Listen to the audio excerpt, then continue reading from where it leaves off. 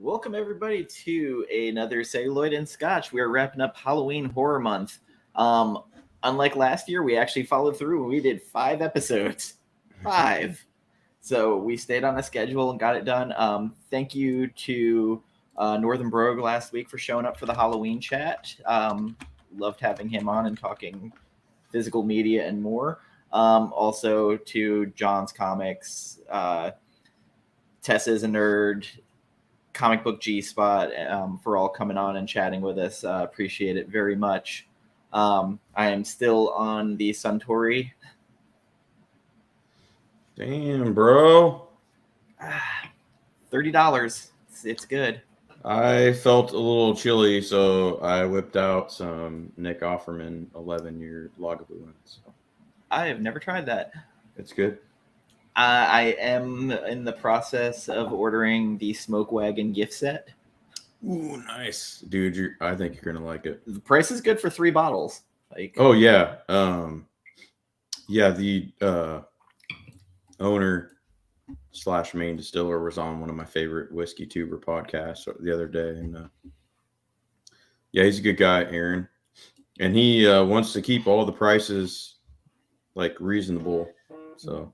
And I think that's important because I did notice during the lockdown, of course, everybody was drinking. Oh, yeah. So prices kind of went up on everything. No, it's weird. The first year and a half of lockdown, I didn't. I actually lost a bunch of weight. And then the second year, the latter half towards the end, I started drinking, then discovered my whiskey stuff. But yeah. The Offerman's in my decanter, so little secret. I also know that there is a YouTube out there that basically every week they try a new whiskey. YouTube? At different price ranges. The guy at the liquor store by me was talking about it, and I was like, huh. There's a lot. Because that's where he started talking about the Jameson Black. That's where he found out, because like they had $100 bottle, the $40 bottle, and like a $70 bottle of different stuff, and the Jameson Black ended up winning. Yeah, the Jameson Black Barrel or something. Yeah, Black Barrel, which I highly recommend for the price. There. So this week it's just an open discussion talking about horror movies we love. I also wanted to get into a fun discussion, I think, or at least fun for us. So I am one of those people unapologetically like bad horror movies. So are you one of those people that don't mind bad low budget horror movies but get pissed when there's high budget bad horror movies? I don't know. Budgets don't really. I mean, I guess sometimes if there's a lot of money spent on a movie, and I'm like, wow, I've seen better movies with like a tenth of the budget. But I can watch a movie like Suburban Sasquatch. What the fuck? And it's fucking horrible, but I can laugh my ass off at it. But then there's a movie like oh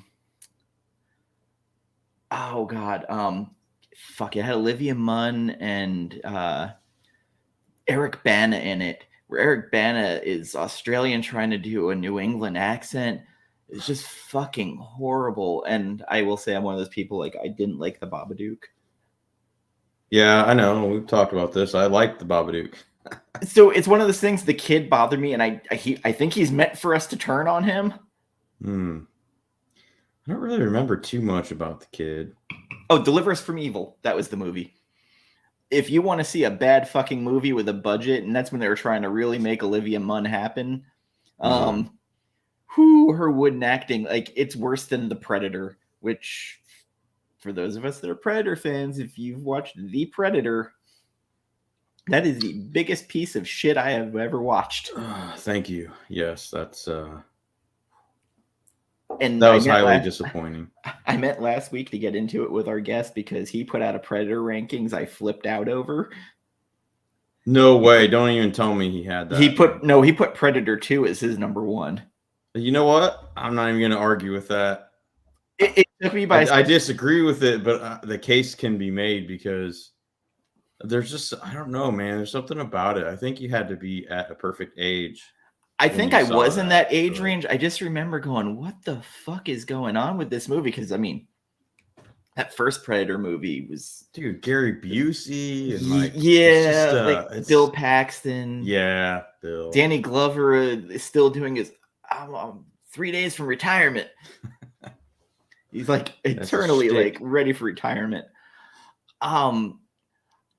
There's something about it, and also another one of those things. What makes a horror movie? Because there's arguments of like, is this a sci-fi movie? Is it a horror movie? Is it a thriller? Is it a horror movie? And it's one of those weird things because Alien, the first Alien, you can make an argument almost that it's a horror movie. Same with Jaws. I mean, I guess here's the thing. Here's what I think.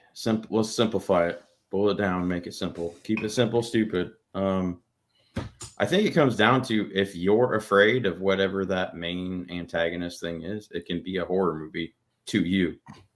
See, sharks don't do anything for me, so that would be more of like a thriller slash. I was more on the suspense side and drama. And drama, yeah, drama too.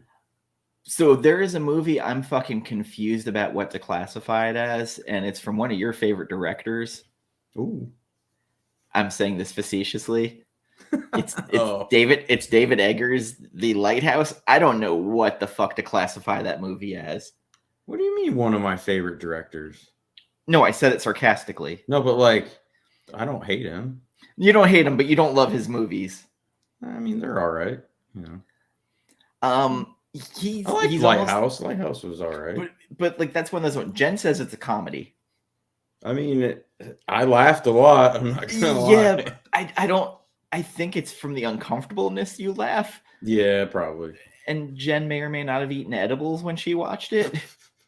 Okay, which probably makes it a way better experience. I was gonna say that might be interesting though. Also, want to take a moment to send my condolences. We are both cat dads.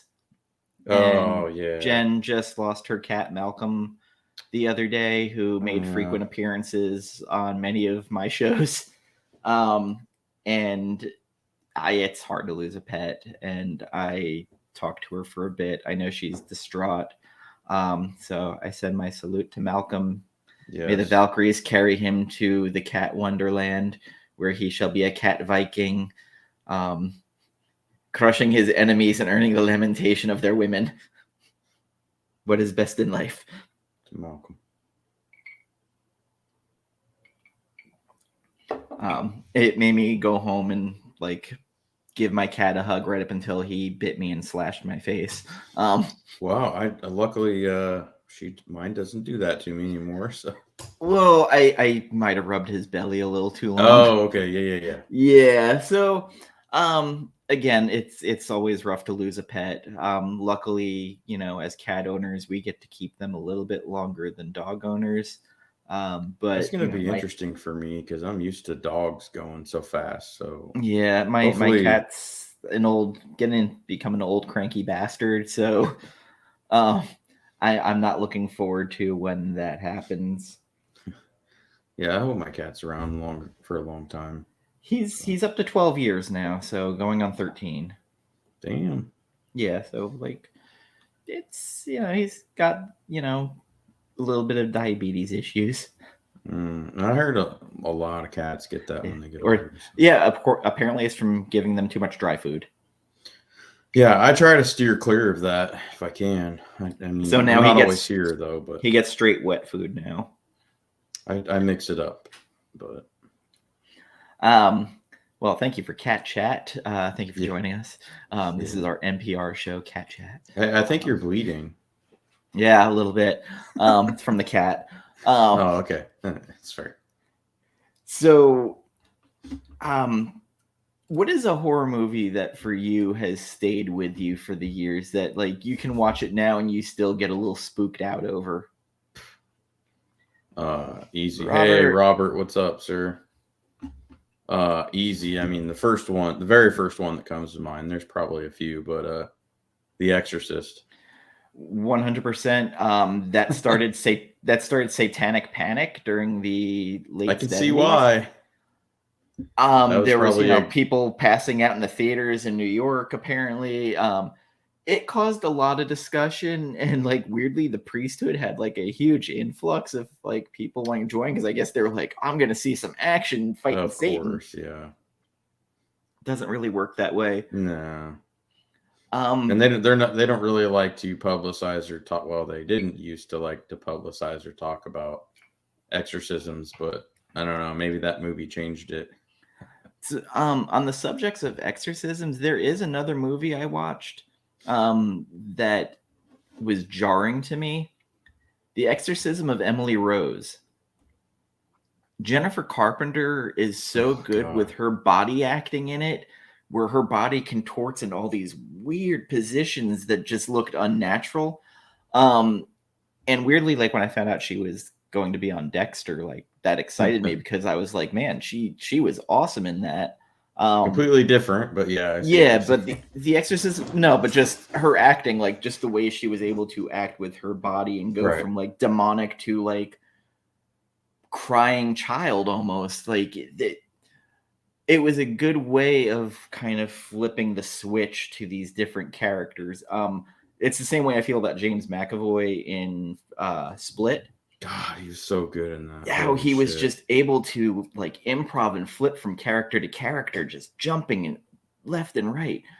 That stuff impresses me because like you have to be on to be able to do it and to be able to emote differently, like you're a different person.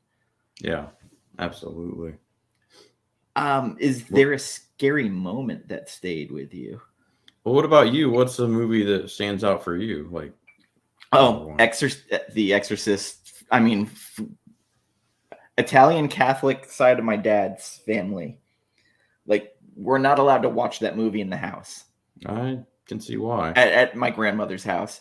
I mean, she literally had one of those lamps with Jesus being crucified and it had like the oil dripping down the cables. Like, that whole house was so Gindaloon.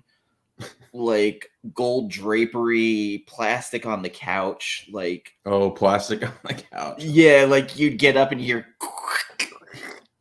every time, like if it was just the slightest bit hot.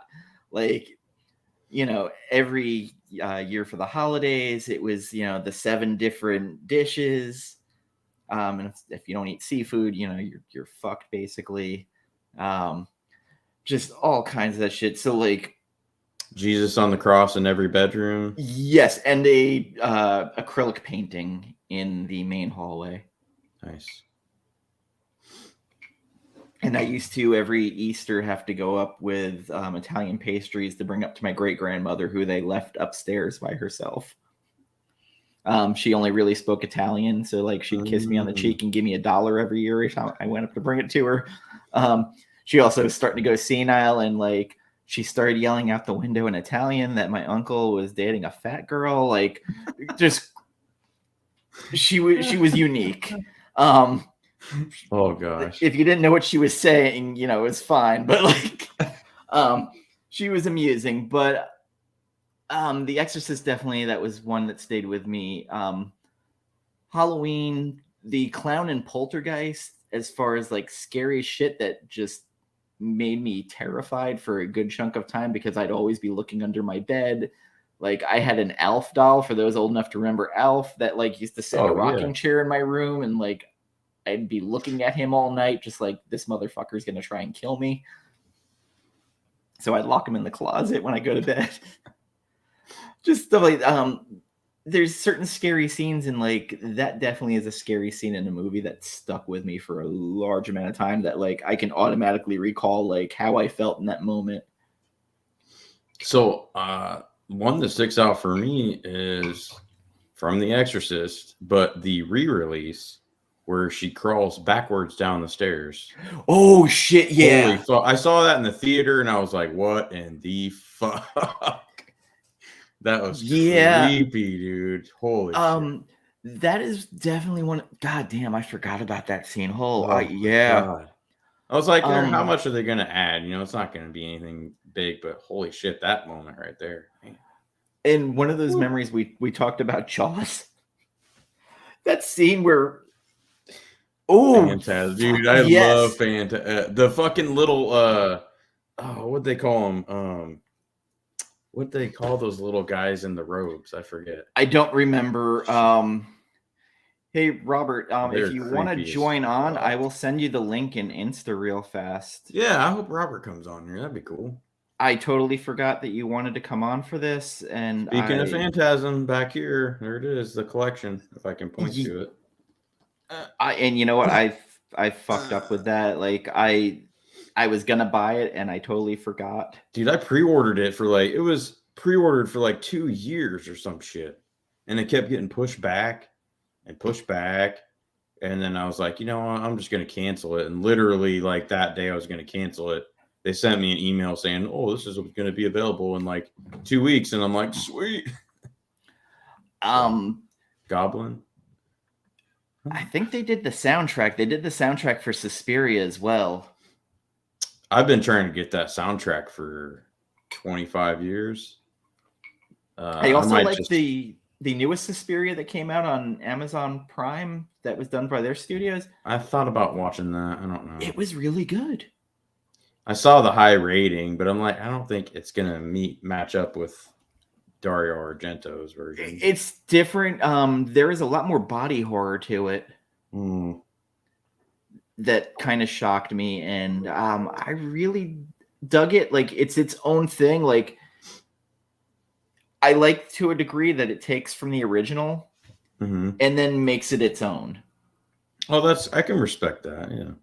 Also Tilda Swinton's in it, and oh man, why'd you have to tell me that? Now I have to watch it. She plays one of the head mistresses at the dance academy, and fuck, man, like making lasagna, hell yeah. Oh man, you're speaking to my heart now. Lasagna is so good. Yeah. Lasagna right now. Almost done on vacation for this holiday. Next week off. Do you enjoy it? Do you guys put onions in your lasagna? No. Okay. Because I had that at somebody's house once, and that fucked me up. I'm like, this is destroying the lasagna. What the fuck's going on here? So, but then again, I'm not a onion guy, so I'm not. So, I have a thing where I like lightly minced garlic in it. Oh, okay. But I think you say minced or diced onions. I can. Not chunks of garlic, like almost like a garlic powder in there sitting in it. My grandmother used to let that shit simmer for almost all day, and she put meatballs and sausage in it, so it got a good flavoring to it. So good. Yeah, I could talk about my grandmother's sauce forever. Like, she used to sit there with a wooden spoon smacking my uncle's hand every time he'd get near it. It's like she knew. So she knew if someone was getting too close to the sauce, and she knew if your elbow was on the table. Because it always elbows off the table. It's like, what the fuck? Like, I think my grandma might have done that when we were younger, but my brother and I, luckily, we were pretty well mannered even at a young age. So, but she made goulash, but she put Italian Graziano sausage in it. Oh my god, it's the best. I'm trying. Unfortunately, she passed a couple of years ago, and I'm trying to get my mom to find the recipe because I want my mom to make it. But she says she has it somewhere. She hasn't found it yet, but I hope she does. My mom had known how to make a bastardized version of my grandmother's sauce, but my grandmother kept that shit under wraps. Also, like brajol. So good. So good. Yum. Hey, Robert, make me up a dish of lasagna, will you? make Dan up one, too.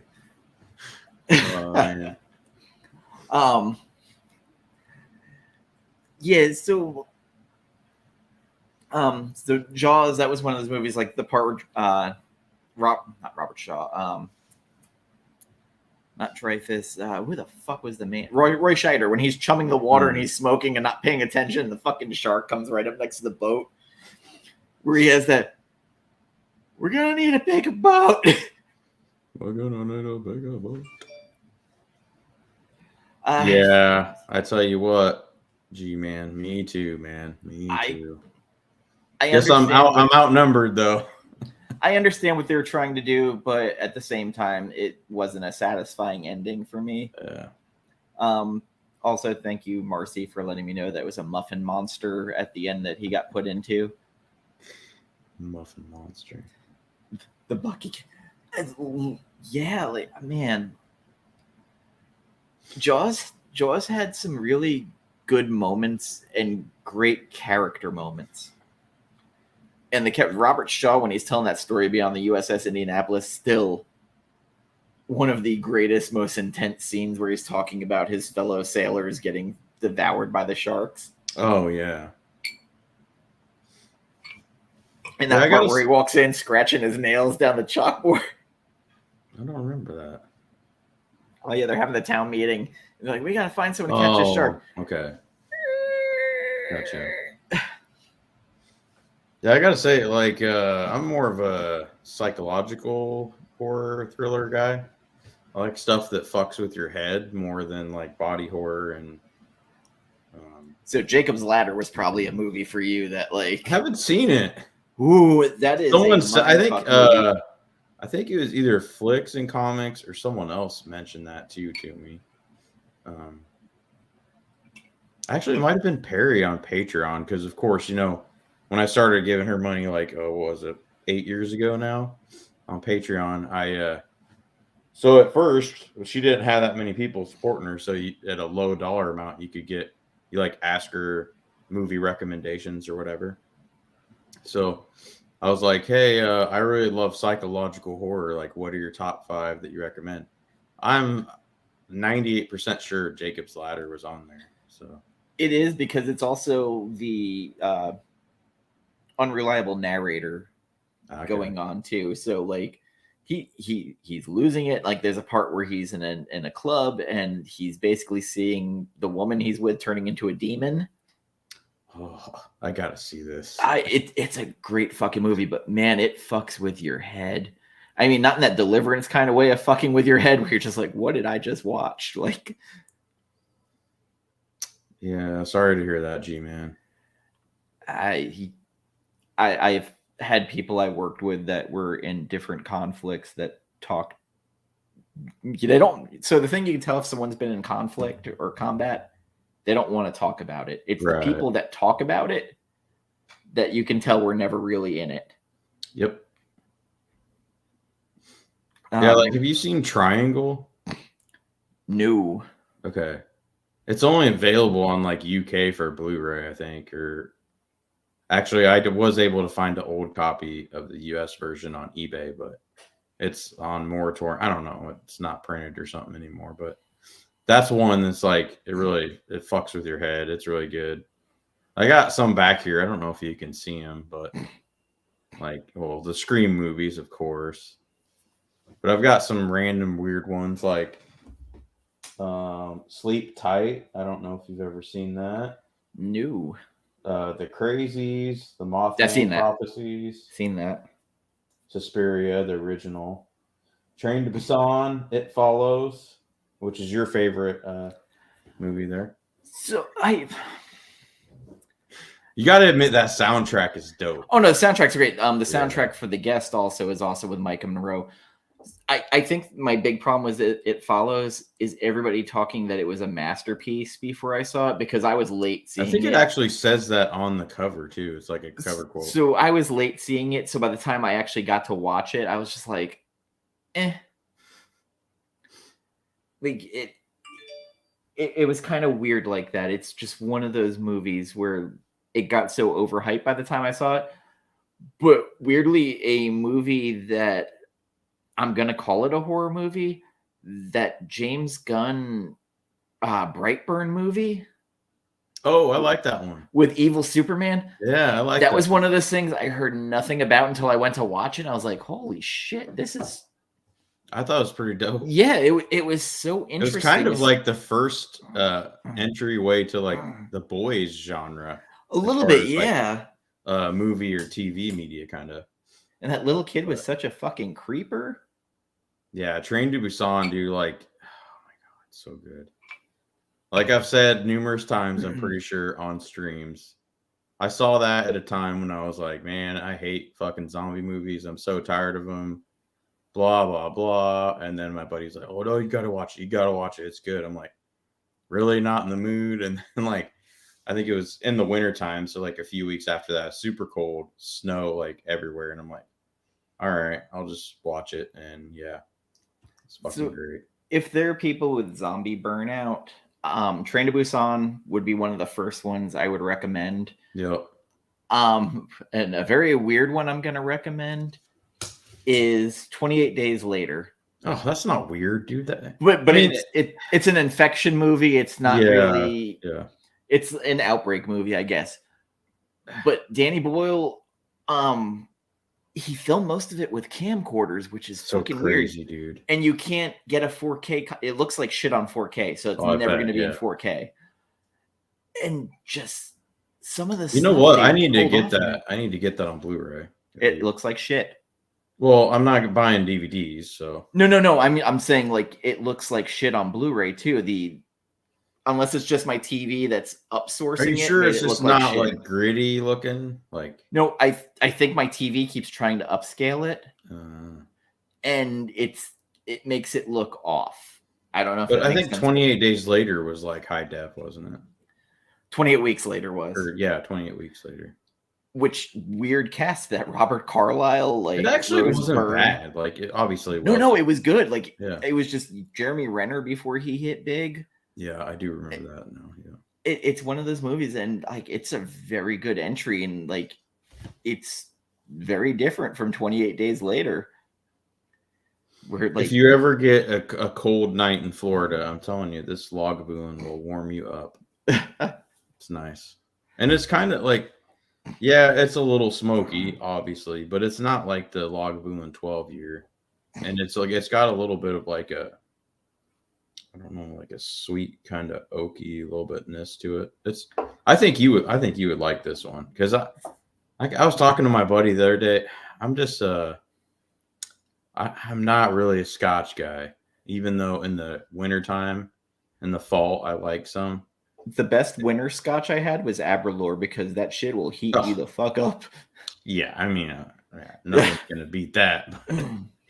But if you don't want to get too schmammered, the Lagavulin 11 is pretty good. So it's been on my list. I always look at it and I'm like, maybe, and then I'll end up seeing something else.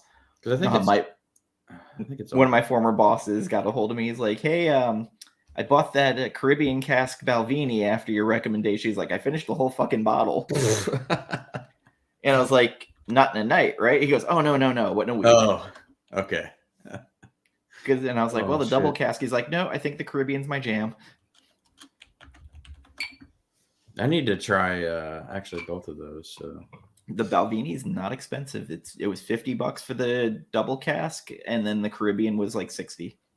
Yeah, so the Lagavulin 11, it's not bad. It's only 92 proof, so it's not like a high proof, like scary monster or nothing. Oh, well, no. I mean, honestly, the one alcohol I bought that fucked me up more than anything else was probably the Eagle Rare. Well, that's probably due to sheer quantity. That used to get me snockered because it goes down so easy. Holy yes, it does. I had that problem with the Balvenie. Oh yeah. So the Bobby, is it the Balvenie 15 year that I have? That might be the best tasting Scotch, but it's pricey, so I'm not gonna say go. What out is up, Bobby? It's good to see you, brother. Bobby, what's up? Cheers, brother. So, psychological thrillers or movies, I mean, definitely Seven, I'm still going to consider a horror movie. At least in my opinion, it is. Yeah, I mean, come on. Some of those scenes, God, like that, the gluttony and the guy that was living off of vitamins intravenously, and yeah, like, holy crap, there's a lot of, man, I don't know how they staged that. Happy Halloween. Happy Halloween. was it Happy Selwyn. Yeah. Or as Dr. Lewis calls it, Sam Hain. Sam Hain. It's the festival of the Dod. Hey Lonnie, get away from there. Oh wow. So I know, like, it always made me laugh that, like, because people heard Donald Pleasant say Sam Hain, they all were like, well, it's Sam Hain, it's gotta be. I had the comic book writer Steve Orlando on, and he wanted to make a comic book called Uncle Sam Hain, and then someone pulled him aside like, no, it's Saul, when he's like, well, that makes no sense. Can I just say, you've had some fucking great writers on your channel. Like, seriously. I've only had 3. At least a handful. 4. I've had 4 on, but only 2 were from big companies. Like, so I've watched at least 3 of the 4 then. I don't know why. I've had Rodney Barnes on 3 times. He's going to be on next Friday for the 4th time. Got it. Yeah. So it's going to be Jen and I probably making him laugh. Because Jen's like, you tell him I got a bone to pick with him. I was like, fuck. Dude, I got to get on a stream with Jen sometime. But I think I need to read more before I get on a stream with her. So. Yeah, I mean, so once Dune trailers start popping up, we're going to start doing reaction trailers. Oh. Listen, like, I'm so excited for this next one. As soon as they said Florence Pugh was going to be playing my favorite character, Boom. I was so down. I also weirdly rewatched the Hawkeye miniseries. Yeah, she is so fucking good and funny in that. And Haley Steinfeld, like, I love. Fucking good, dude. Like her, that's one of the times where I won't say she's better, but she's as equal to the level of ScarJo leaving Black Widow. Like, I'm cool. Oh, very much. The new Black but they Widow. made her funny. Awesome. Yeah, but I don't. It's not like sometimes she's not even intending to be funny. So I like that. Like, it's just how she says everybody's whole name. Kate Barton. Yeah. Kate Bishop. Why do you keep saying my whole name? Kate Bishop. This pasta is good. And one of the few like little funny things I like about Black Widow is like, you're such a poser. Like, talking to your sister. Like, who does that? It comes down and nobody does that. But you do that. You look like people are watching you, like with the cameras or something. And then I think, is it later in that movie or is it in Hawkeye where she actually does it? And she's like, oh, okay. Good night, G-Man. All right. Good night, G-Man. So those are some psychological thrillers are tough because, like, I think some of those exorcism movies can almost be psychological movies. Thanks, Bobby. That was exactly what I was going for. It's no costume. I just threw some fake blood on since the floating. I mean, it would be funny if you had a green screen and just wore green except for your face. Yeah, that would be cool. Actually, I was going to try to do a backdrop thing, but for some reason it doesn't work in Firefox. So I don't know. Whatever. So I got to mention this before I forget. I know it's not a great movie. I think I gave it like a 3.25 or something way back when it came out. And the main actress, I mean, is debatable on whether or not she's worth anything now. But I loved her at the time, and it has nothing to do with that because her role in this is way different and weird. But Lazarus Effect. I don't know why, but there's some stuff in that that's covered that, like, it makes you think, and it maybe might not have been that executed that great. But basically, I think, long story short, they end up, I think it was either her husband died or something, and she figured out like a drug or some sort of medicine or something that could bring dead mammals, dead animals and people back to life. I think I should watch that.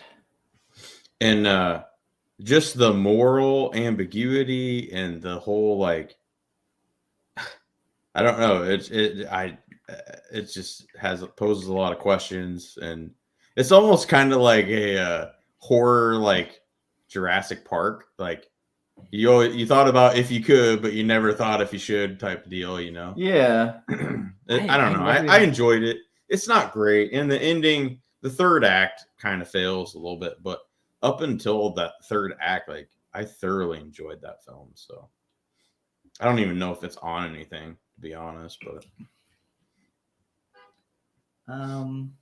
it's probably blackballed now. Who knows? It's on Prime Video to rent. Pluto TV, so it's free. Oh, Pluto.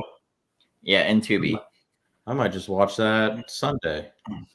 So, what is an opening scene of a movie that has stayed with you? Well, recently, there's some movies those opening scenes like are what hook you in immediately. Okay, wait. Opening act or opening scene? Opening scene, like, you know, the first like 5 minutes of a movie.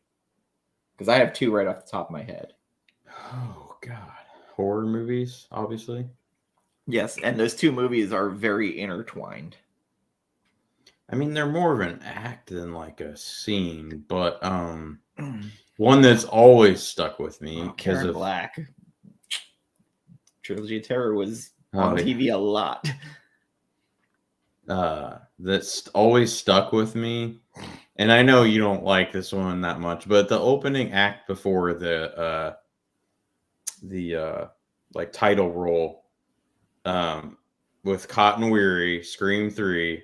And he's talking on the phone, and so the thing I love most, the thing I love most is the name of his fucking show is 100% Cotton. That is the best. But like, that whole first, I think it's maybe like 5 minutes, is so intense and so cool. And like I don't think when I went to the theater, I don't remember anybody expecting that he was going to die. So I mean, maybe we were ignorant then, but I mean, same series, but Scream 1, that whole opening, because I didn't know anything about it. I knew nothing about the series. And you go in, and the biggest star of the movie is aced in the first 5 minutes. Crazy. And just the whole creepiness of the phone, because as a kid, there was a movie about the babysitter, a stranger is watching or a stranger is calling, where the girl is like, he's in the house. So the guy's been calling from inside the house the whole time. Yeah. Yeah, dude, good call. Like, unfortunately, I was too young to see the first Scream in the theaters. I think we actually rented it on VHS. But yeah, definitely. Like, actually, I mean, obviously, I'd rank that one higher than Scream 3. But just as far as theater experiences, that Scream 3, man, that sets with me for sure. But so theater experience opening of a horror movie. Funny enough, Cabin in the Woods. Oh, had just that weird opening where you're like, that's interesting. That's weird. I really like that movie. I wasn't expecting to. Oh, fuck. Evil Dead 2013, the opening of that was also another one where I was like, what? Okay, this is different than the original. I don't know what the fuck is going on.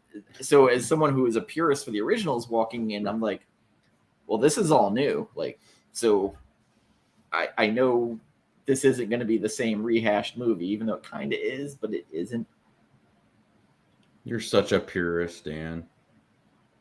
But then there's the bad rehash, which I'd go with Rob Zombie's Halloween, where it's white trash family arguing with each other. I've already talked about that last week, but just it wasn't for me.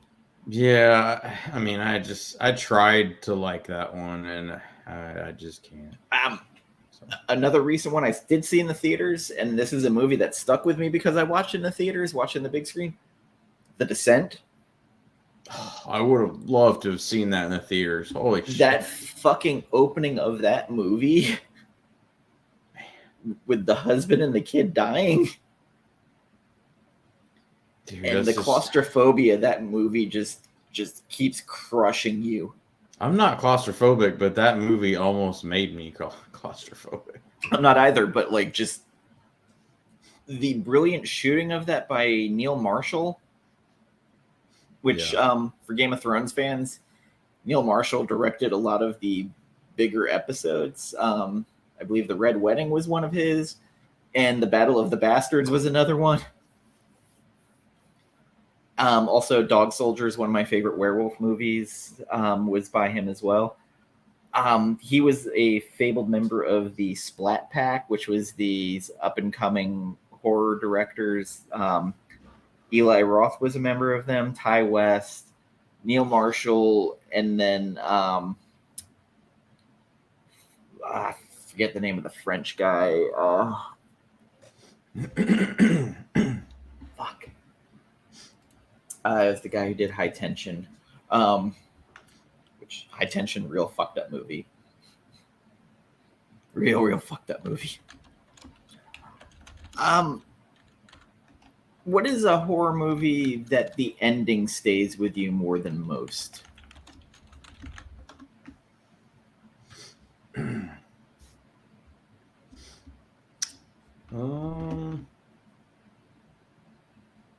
ending.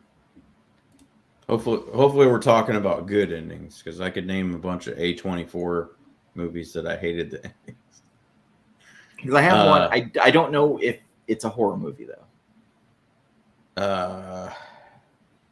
Well, I mean, as far as theater experiences go, The Others, I was just thinking about that when we were talking about opening scenes. But on the same vein, Sixth Sense. Yeah. I think. Oh man, I'd be hard pressed to classify that one horror, but I guess I wouldn't argue if someone did. It walks that line a little bit. Yeah. No, for sure. The first time before leaks or any of that shit or anybody knew anything, you saw that, because I think I was actually working at the theater then still when that came out. Holy shit, dude.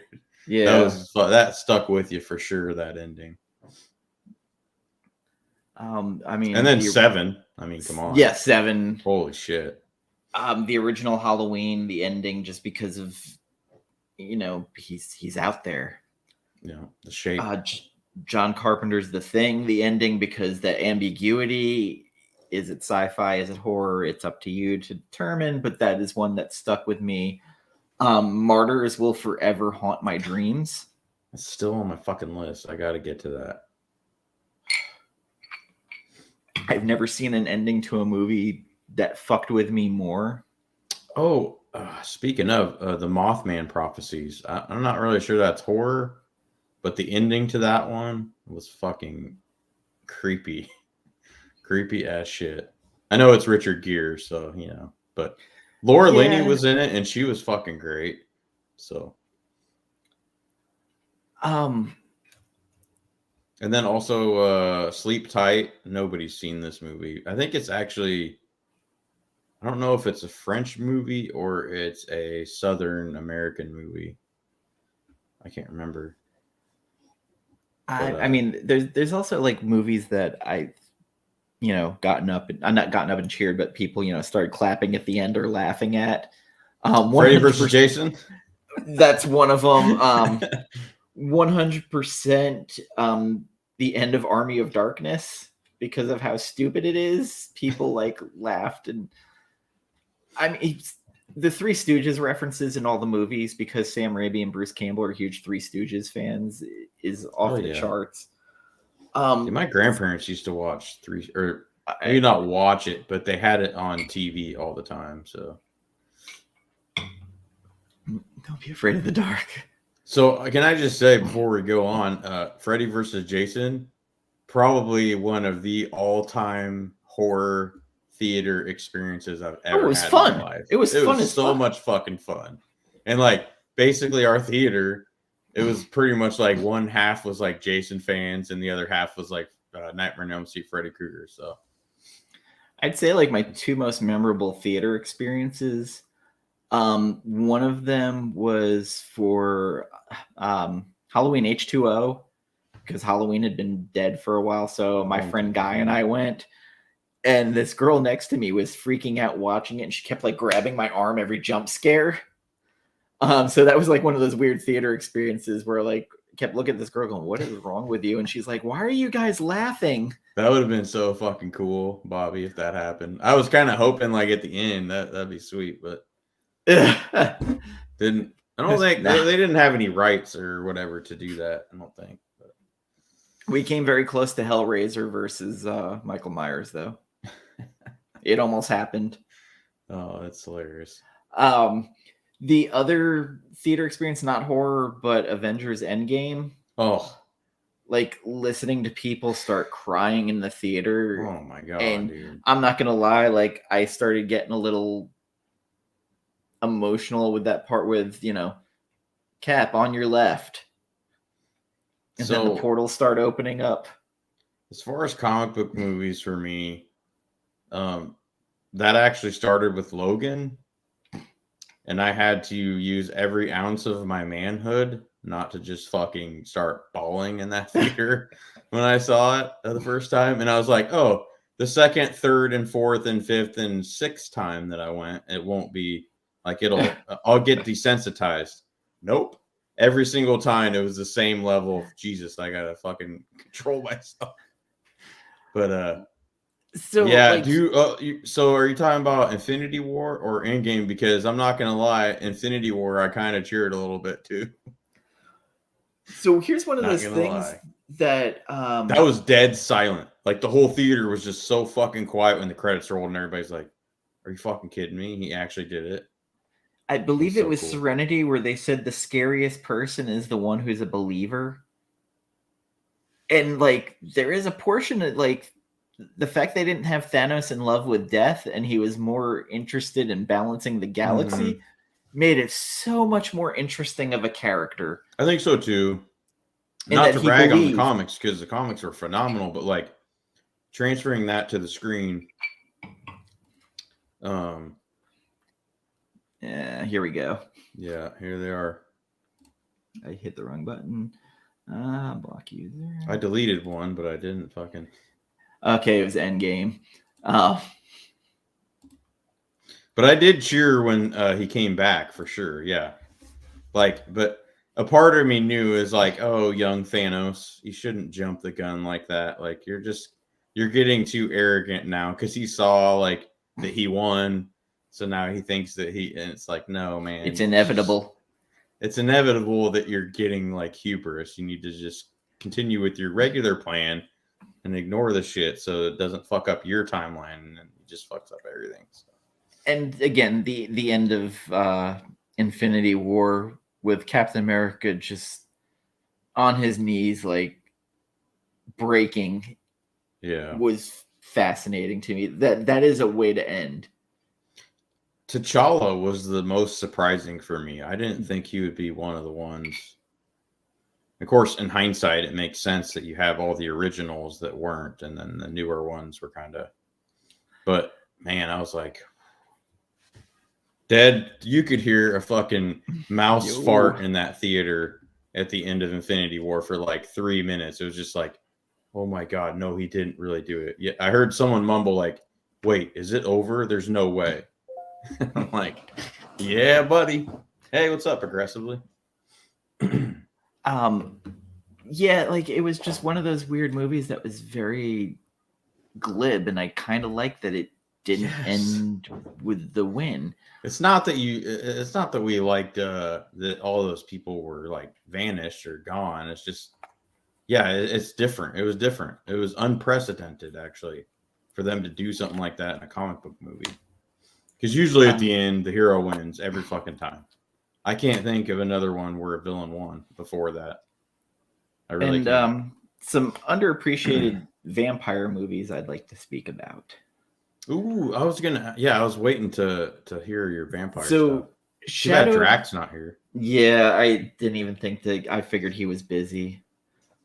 Shadow of the Vampire, Willem Dafoe and Carrie Elwes is an incredible movie because Willem Dafoe is just such a weird fucking dude, and have him playing Count Orlok was so good. And Carrie Elwes, huh? Oh yeah, just a little bit. A little bit. That sucks, man. I hate that, dude. I can't believe that frustrates the hell out of me. Yeah, well, when Iron Man died, like this girl next to Gambit and I was just bawling, crying, and Gambit and I were like looking at each other. I'm like, "Do you want to ask her if she needs a hug?" He's like, "Shut the fuck up." Yeah. A movie that I feel gets overlooked, but yet at the same time, everybody knows about it. 30 Days of Night. Yes. Glad you brought that up. Love that film. Really good. Oh, that chick that's in it, she's the one in Melissa Triangle. George. Yeah, she's in Triangle. I'm not a huge Josh Hartnett fan, but I thought he was very good in this. And we kind of touched on this on another show, I think, but he kind of overacts a little bit. A little bit. But weirdly, it has such a good overall cast that act off each other, and those fucking little vampire kids are so fucking creepy.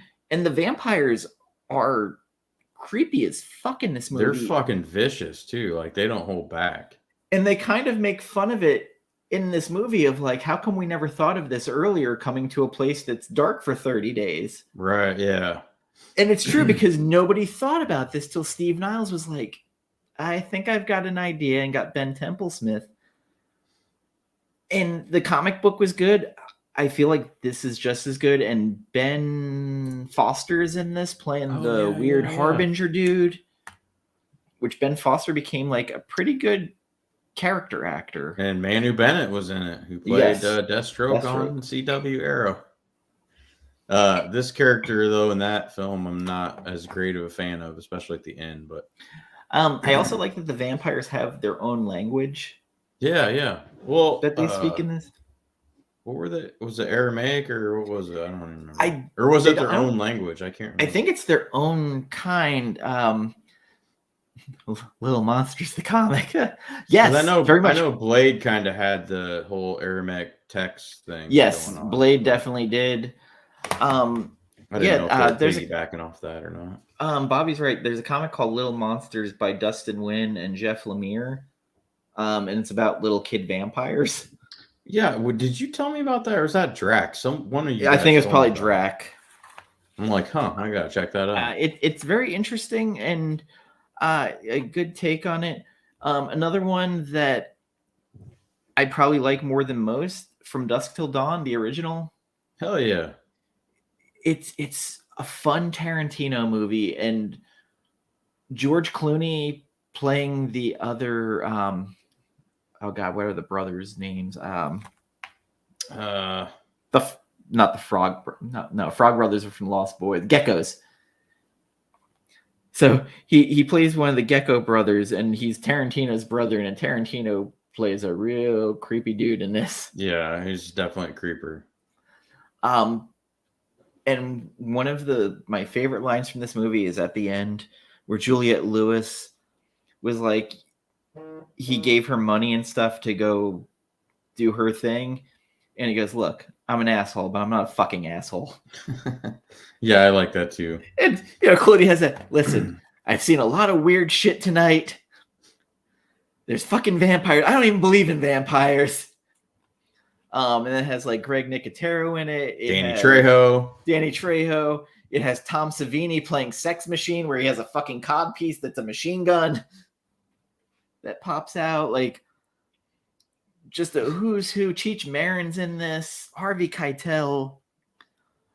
Just it's such a Tarantino movie, but like, it's a great horror. And Salma Hayek as the snake dancing like vampire. Oh yeah, Salma Hayek. God, holy shit!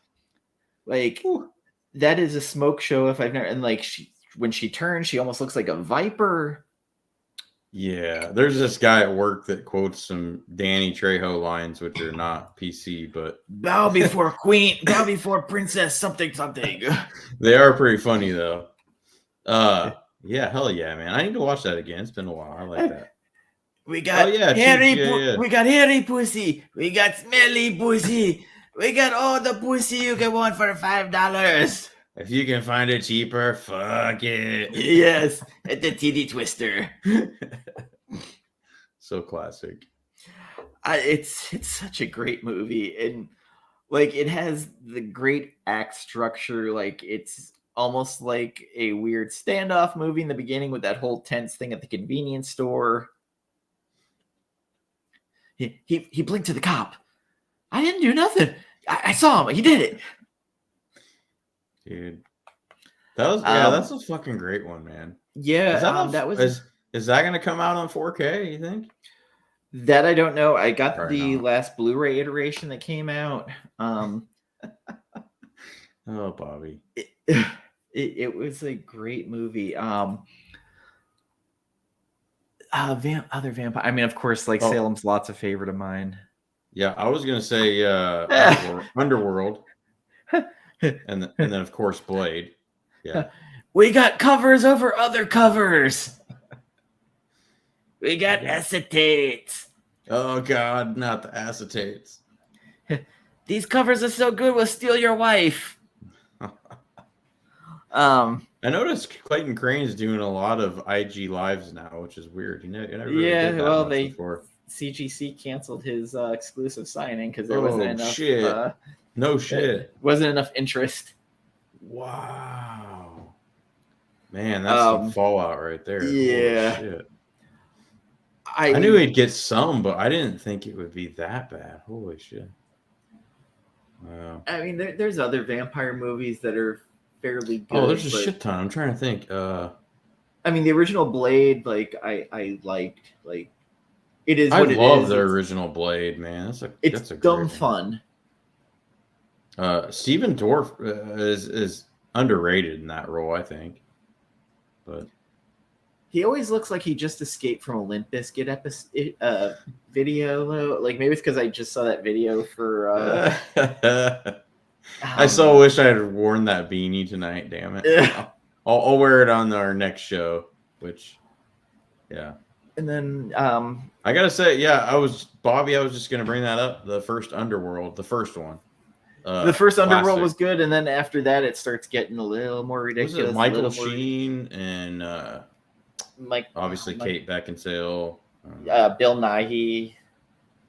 Yeah, was he in part 2? I can't remember. The way it was done, like it was just different than I'd ever seen it before, and even like kind of the rain and just there's a lot of slow mo I think in it, but there's a lot of slow mo. It's well done though. It's not like Mission Impossible 2 slow mo. So. There's no doves flying out, but yeah, I like that. God, there's one. I'm trying to think. There's one vampire movie I saw was really good, but you don't really know that they're vampires until like the end. It's kind of like ambiguous for a while. Let the Right One In is another one I'd say. I haven't seen that, unfortunately. It's on my list. I'm trying to think. I mean, other than there's like anime movies like Vampire Hunter D. I really liked Hellsing. All right, I'm Googling. I got to figure out what that movie was. Keep talking, Dan. Keep talking. Like where you start getting into werewolf movies, American Werewolf in London, The Howling, or like the automatic first two. The Howling for sure. And American Werewolf in London for sure. Dog Soldiers, which I mentioned earlier, is a great one. It's a British movie where it's a bunch of SAS officers that are out in the woods and they start getting killed and they hole up in the shack and more shenanigans happen. And I can't really talk about it because I'll spoil the ending, but it is a great movie. And a movie starring the great Gary Busey and Corey Haim as a kid in a wheelchair, Silver Bullet, based off Stephen King's book, Cycle of the Werewolf. Really like it. A priest is a werewolf in it. I think so. I didn't really like the movie overall, but I think I found what it was. A girl who walks home. Girl walks home at night. Yeah, awesome. I liked how it was done, and I liked the differentness and the uniqueness, but I wasn't a huge fan of like the movie overall. But It was. I respect the change of what they were doing there. So the Wolfman with Benicio del Toro, I think Benicio del Toro is a good actor, and I also think that movie wasn't great, especially when Anthony Hopkins became a Wolfman, which was just odd. Hey John, how are you, mein Freund? Wait, John's Comics with Kids is here? What? Yes, he is here. Way. He is present. He is accounted for. So it's not vampire, but before I forget, I watched the Deep House that Heather recommended on the last stream. I don't think I ever watched that. It wasn't bad. Like, it's worth watching once. It's a little different. It doesn't really scare me, but she thought it was pretty like intense and kind of scary for what, for her. So. Oh, The People Under the Stairs was good. Ooh, yes. That was a good movie. Underrated, I think. Yes, that's one of those. That movie, the first time I ever saw that on TV, no less, that fucking creeped me out. That was one of those Wes Craven movies that kind of not enough people saw. That and Serpent and the Rainbow. Serpent and the Rainbow is so good with Bill Pullman. Serpent and the Rainbow. Yes, it is a movie about voodoo in Haiti. Huh. It's so good. It's based off of a real story. I like stuff about voodoo, so. Really good. And there is a documentary about it. Actually, it wasn't even a documentary. It was on Shudder's Cursed Films. They did an episode on it and all the bullshit that went on during it. People on the Stairs was such a good movie, and again, not enough people saw it. And I don't really movie with the Rottweiler in it. That's interesting. That's cool. Also, like the original Candyman, such a fucked up movie. I never saw the remake. How was that? It was good, but like Tony Todd literally really had those bees in his mouth that were coming out. That guy was fucking. I think he's an underrated actor, I really do. And he's got that crazy voice. Yeah. The only person with a voice close to him is that trip hop artist Tricky, who is in The Fifth Element. Tricky. He was one of the people spying for. Oh God, what was the guy who was going against Bruce Willis's name with the weird hairpiece? It was Gary Oldman. He's Gary Oldman's character. No. I keep wanting to call him Mugatu, but that was from fucking Chris Tucker's character, right? No. Oh, that was Ruby Rose. It was Ruby something was that character. But Mugatu, send John an invite. I want him to come in and chime in on this. Mugatu was the It's not going to go too late, John. I got to get up early tomorrow, so. Yeah, you literally said, "Oh, we're only going to go for an hour." Yeah, I mean, I said no. I said keep it as close to an hour as possible. But in my head, I'm thinking, okay, hour and a half, somewhere in there. So, if people want to hear what I didn't think John really cared too much for. If people movies. wanted to watch It's Zorg. If people wanted to watch fucked up horror movies, I recommend anything from Korea. Oh God, yeah. Audition is one of the most fucked up movies I've watched. I saw The Devil is kind of like a horror revenge movie. And then that Three one Extremes. Nothing is as creepy as that one that went viral, that like they did like a viral thing for it and people thought it was real, where that girl was being followed on the subway or something. Oh, and then it went to a restaurant and like, dude, that was creepy as fuck. I don't even know what movie it was for, but that whole thing was like, holy shit, is that really real? Because they like titled it like this girl has a ghost stalking hers. I don't know, something.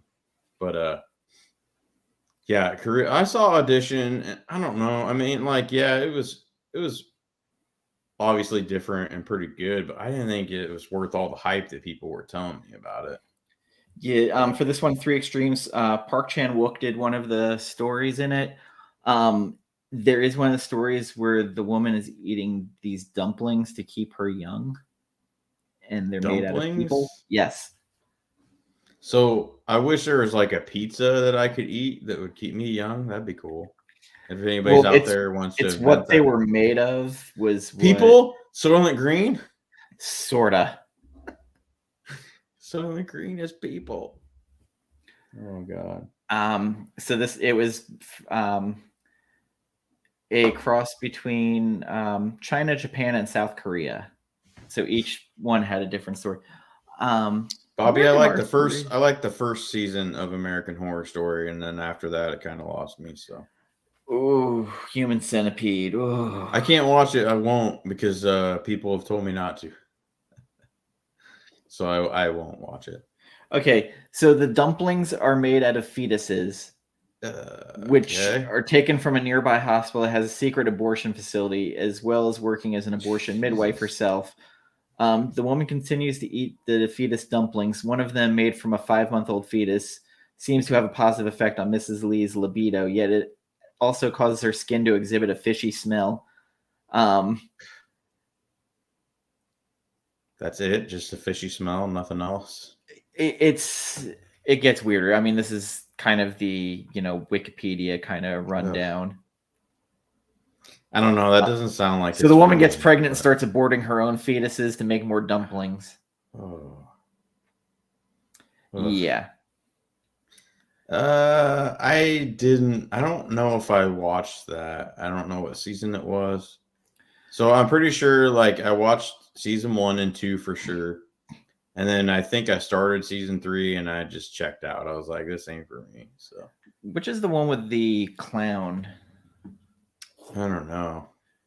4 or 5. American Horror Story. So it's later season, I think. But so yeah, I can't say I didn't like it. I just kind of checked out. It wasn't really going where I was.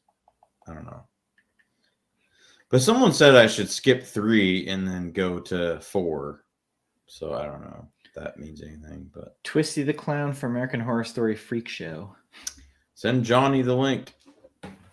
Oh, he's in. Yeah, I'm interested to hear what John as a kid liked, and then now John as a king likes. Be interesting. He's a king? Yeah, King John. You didn't know? What the hell?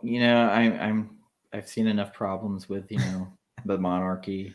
Oh, Bobby, you're talking my language right now, man. I almost want to do a rewatch of that to help keep me motivated to get into my prettiest and best self. Because beauty is all that matters in this world. I gotta say, the first 3 seasons of Nip Tuck were fucking phenomenal. I just remember my mom coming by. Look at John, who is ready to go. It's already. Hey, I don't look mess at around. That. Can I just say, look at that stash? I mean, it's that pretty spectacular. Fucking phenomenal. Not even you look like a young Tom Atkins. I've had a lot of my coworkers say that it looks like Jim Carrey in the Sonic movies. If you get the little swirlies, I need the goggles on the top of the head. There you go. I was, go twist a little bit and goes Wario. Yeah, right. I gotta get it. What's up, John? Good to see you. Good to see you guys. I'm sorry I was not on earlier. We were watching we were watching a movie with the girls that is one of my guiltiest pleasures because it is genuinely not a quality movie. Is it Evolution? No. That is my favorite bad I movie. was introducing them to Pauly Shore. Oh, God. We were watching Son-in-Law. Oh, I have. Oh, wait. I thought you were close to In the Army or no, I'm not that bad. Encino Man. Encino Man is a legitimately great movie, like a really fun, entertaining movie. I'm willing to understand that Son-in-Law and everything else is way below it. Son-in-Law is not awful. I enjoy Son-in-Law, and I think it's hilarious. I think it's the best vehicle for his comedy. And I gotta say, I'm not a huge Pauly Shore fan. Nobody is. Nobody. But even Pauly Shore. That one. And then the other one you mentioned. Encino Man is a great movie. A genuinely great movie. Sean Astin and Brendan Fraser, and it's just a good, funny movie. Oh yeah. Oh, I can't explain the son-in-law thing. My brother used to love that movie for a minute. So there is an ongoing gag in that with a little kid getting fucking annihilated. That keeps running through that whole movie where, like, at the end, finally, like, someone finally was like, hey, you can't have that kid get fucking, like, murdered. Like, it's okay to have him break his leg. It's okay to have him get hit by a car, but you literally murdered this kid at the end. Isn't that kind of like it's kind of like that Better Off Dead kid that wants his $2, right? A little bit, but they had to throw dialogue like ADR at the end going, I'm okay. John, who am I? I mean, there's a lot of options, a lot of wizards. I'm picturing a lot of evil wizards there. Oh man, evil wizards. You had to go there. Well, I was gonna say, like, John McClane mailing it in Unbreakable. Ouch. Shots fired. I'll take that. I You gotta have the fisherman coat. So for me, like, when it comes to horror, I mentioned in the chat, my biggest challenge is when I was a kid, I was super into all the slasher blood splatter. I saw everything. So I watched all the Nightmare on Elm Street, all the Friday the 13th, just everything. And I just burned out on it probably because it was just what I was into in junior high and high school. And like I've mentioned several times, the actor who played Freddy Krueger, Robert Englund, lived and lives in my hometown. Like I would see him at the beach. Yeah, you would see Robert Englund everywhere. He was just like another guy, and he would go to the same beaches that my mom loved to go to. So we would go as kids, and it'd be like, "Hey, there's Freddy Krueger over there." Like, it was just story. Cool. He's the one who told super nice guy. Mark Hamill to go try out for Star Wars. Yeah. So like that was the stuff I watched. Faces of Death. Like I watched all that crap when I was a kid. I watched one of those, and it might just have been like that. It was like I got an inoculation to horror. Like as I got older, my taste has really changed, and what I genuinely like more as an adult is something with a real brain to it. So I tend to like thrillers, like anything. So which is why I would count Zodiac as a horror movie, because it's just like the intensity behind it. We kind of talked about Jaws, like it kind of borderline same with Alien, right? The Thing. And those are movies that I tend to appreciate more now. So like the tip of the spear always ends up being Silence of the Lambs. It's like the perfect for me blend of like old 80s slasher with like modern pop thriller, and it becomes this like amazing like pinnacle of great filmmaking on so many levels. So Silence of the Lambs tends to be the movie, but it's the closest you're going to get to Alfred Hitchcock since Alfred Hitchcock. I was just telling Carlito that like Jacob's Ladder might be the ultimate psychological movie to watch if you want to see like something that's going to fuck with your brain. And my worry is that nowadays, it's a great. My worry is nowadays they just want to make movies that traumatize you. And it's not really about like a story that's like drawing you in or characters that are interesting. It's just about like, how disturbing can we make this? And so it's like torture porn was a whole thing for a while there with all the Saw movies, which had a nugget of something interesting, but then became like graphic. So I think it was Saw 1 and maybe Saw 3. Human Centipede and Hostel was the one that was just unnecessary the whole way around. So I've kind of lost interest. Every once in a while, something comes along that really like is interest. Like The Invitation is something that is a little more modern that I saw that I was like, wow, like that was really trying to do something. And I was into the characters, I was into the story, and then that last shot with the like lanterns, and you're like, what? This is a bigger thing. But I think those are so rare nowadays. Have you seen the Lazarus Effect, John? The Lazarus Effect. It's not great. It's got Olivia Wilde and Mark Duplass. Is it Mark Duplass? I like him. He's a great fucking actor, man. What did he? It's not great. He was in that movie with the guy making a documentary. So they did two of them, right? They did two of those. The first one was okay. I'm not a fan of. I watched both of those because Fire Guy Ryan made me do it. The first one was very interesting. I think Ryan was like in love with the second one, wasn't he? The concept was there. I wish I remember what those were called. I mean, the concept was there, and it was definitely creepy. Oh, Creep. It was Creepy. creepy. Yes. There It you was go. creepy. I just feel like it didn't offer a ton. Frailty. Again, the movies you guys Underrated. watched this month, a lot of them would qualify as some of my favorite thriller yeah, I'd say modern most And a kind lot of them horror had the stuff. narrator films. issues Yeah. because of the unreliable narrator. Yep. Where like even when we did Zodiac, you have an obsessive kind of being our director of the story. It's an interesting glimpse into Bobby's psyche there. Right. Alfred Hitchcock's Psycho. I mean, Also, Yeah. John, we talked about a movie. We talked about Obsession during the Zodiac show. as you should. There is a movie I forgot about that isn't a horror movie that is 100% Obsession. And I've thought about it a lot because weirdly the YouTube algorithm threw the ending up there. Whiplash. Oh, the music, the drummer. Yeah. Yeah. I mean that's a traumatizing movie, and it's not a horror, right? It's just no, it's more but traumatizing. It's obsession. Yeah, about human nature, right? Yeah, and bullying basically because, I mean, J.K. Simmons might be one of the scariest fucking people, and he's built. Yeah. He's right up there with some of the creepier, like manipulative villains in film, right? Yeah, the scary, frustrating part is that the movie seems to think he's doing a good job, right? The statement of the movie seems to approve of his methods. The worst words you can hear in life is "good job." He says that in it. Yeah. And fuck if that's something that like just sticks in your brain. It wheedles its way in, right? Yeah, and someone did a breakdown of Supergirl's in that. Melissa Benoist. Is she? Yeah. So someone did a video of Profiles of Evil, and it was the J.K. Simmons character.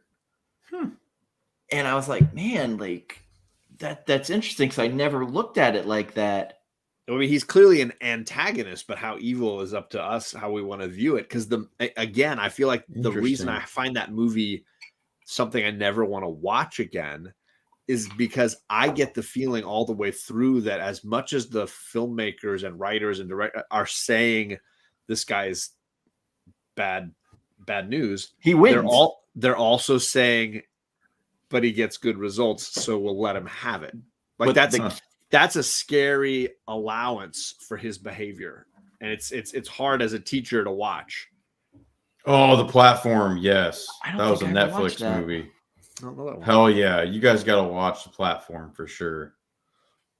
Yeah, with the table of food being lowered from the top floor to the bottom floor, and it's like a prison, basically. And so it's the psychology behind that, John, I think you would find fascinating for sure. And that's where I was going with The Lazarus Effect. Like, it's not a great film by any means. I think I gave it, like, I told Dan, like a 3.25 or something, but out of 5. But the concepts are what got me. Like, it left me thinking about certain stuff like morality and, you know, some other things that were going on. I honestly think the best endings are the ones that linger with you and make you think about them. Absolutely. So like The Thing, that ending, stay with me because your mind starts jumping to, so what happened? Like, how did this end? Because they both just sit there and they're drinking whiskey and they're like, well, somebody say whiskey? What? Yeah, because I believe Kurt Russell goes, well, none of us are in any condition to do anything. So if we got any surprises for each other, I guess we're going to find out. It's just him and Keith David staring at each other with everything burned down around them. Yep. And then it just pans out and goes to black. The end of Inception, top spinning, goes to black. The Invitation leaves you with this haunting image of the hills of California, and you just start seeing these lights turning on. Bobby, that's a loaded question there. And I think it can be both. I was going to say, I think it's hard to say because definitive versus unfinished. I would argue that the ending to The Thing is not unfinished. It's definitely finished telling its story, but they don't definitively explain what it means. But I think they definitely allow for your decision about it. I think it's perfectly fitting. So it doesn't feel unfinished. It definitely just feels maybe unsatisfying in some way. Like it's not Hollywoodized. But I think the best part of it, it still keeps the paranoia because you don't know, and that's the whole thing. And I recommend anybody listen to the commentary for it if they have the time or are interested, because they have the DP Dean Cundy on it, and he starts telling little light tricks he did in it. So the people who aren't the thing, you'll see a little reflection of light in their eyes that they added. The people who are the thing will not have a reflection of light in their irises. Interesting. Spoiler alert. He added that. But at the end fire, they don't show their eyes. That's the genius. Can't see it clearly enough to know. No, they're just looking at each other talking, so you can't see their eyes. Yeah, the perspective is not straight on. Can we talk about your shirt for a second, Dan? I don't know what's going on. I thought it was my shirt. Buckaroo Banzai? No, Buckaroo, Oregon. Oh. You should be familiar with Buckaroo, Oregon, since you just read the comic. Nailbiter? Oh, that's the name of the city? I totally sorry. That's Is the it town. a fictional city? Yes. Yeah. There's a book called Nailbiter, and there's this town in Oregon that had the most serial killers produced ever from this town. Yeah. Wasn't the river, the whatever the hell, the river killer from there, and like This town doesn't Green exist. River it's a Killer fictional town. It's a fictional town. It's not a real. No, but you said it was based off of a real town in Oregon. No, Right? Because there is a town in Oregon that has like an ungodly amount of serial killers. I'm sure there's a little bit of like a tiny splash of truth to this fictional thing. It's an interesting, weird comic that like really goes into the tropes of serial killers and slashers, kind of like Hack Slash. Yeah. John just started reading Which it. they did a crossover with Hack Yes, Slash, they did. Right? Yeah. Yes. They also did a crossover with it's the Norton and Seeley book with the town where nobody can die. I don't know. Sorry. I'm getting to a whole part of Image that I've never explored before. I'm sure like when I'm laying down to go to sleep, all of a sudden, like, damn it. Always the way. So there is a thing prequel. Oh, And it has horrible digital effects that kind of ruin the movie. Joel Edgerton is in it, and he's terrible. This is Mary the one Elizabeth, about the Swedish or the Norwegian. The Norwegians, yeah. So it takes place right before the thing starts. Yeah. But I will say they paid attention to where everything in that research center, how it was laid out in the original Thing movie by Carpenter, and slavishly recreated how everything got to where it was, between the axe, the guy slicing his wrist, and the frozen blood. So there's certain things I appreciate. Is it a good movie? No. That's too bad. It very much is. And I mean, it is what it is, I guess. It's just. Did they do a remake of the thing, or is it just the prequel? That's all they did? Just the prequel. They are the only remake, or I don't know what it is going on, is the Dwayne Johnson Big Trouble in Little China, where I just saw James Hong, which I did not know how to tweeted at The Rock saying he better include him. That's hilarious. James Hong's got to be close to 100 at this point. I mean, he looked like now looking like the character he played then. And like, I'm trying to imagine The Rock now as Jack Burton. I can see him pulling off the lines, but like, I don't know. Like, Kurt Russell just had such a weird like charisma and oh shuck stupidity about him. I want to see The Rock as Teth Adam now. That's it. So It was a fun movie. I liked it a lot. I'm waiting for. There's all these rumors now about the new Reed Richards being African American, and I'm sure the internet's gonna fucking do what they always do. Just every racist will come out of the fucking cracks because that's what we do. So they're gonna race swap Reed Richards, huh?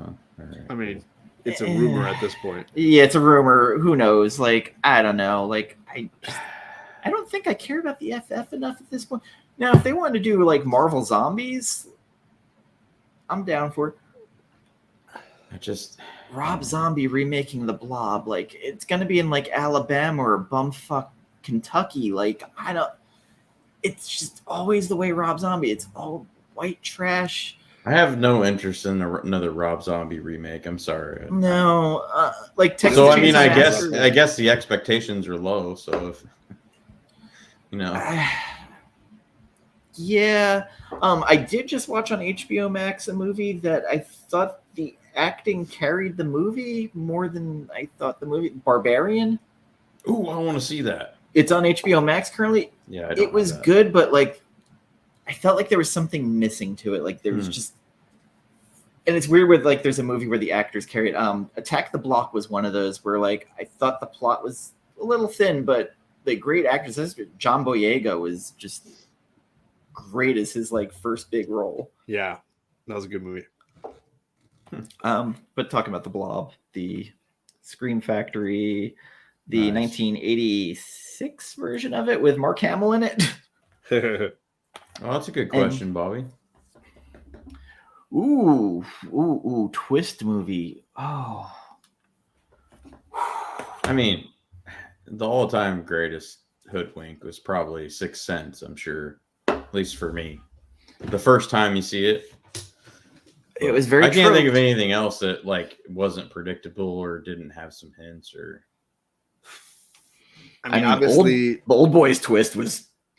I haven't seen it. I think, I know I'm the old guy who goes back a ways, but it's like I always go to Psycho as like people did not know that was coming. Like that was a twist that people were like, no, it's this amazing actress, she's top billed, she's got to be in this movie all the way through, and then like not even halfway through, he just kills her, and it's like, dang.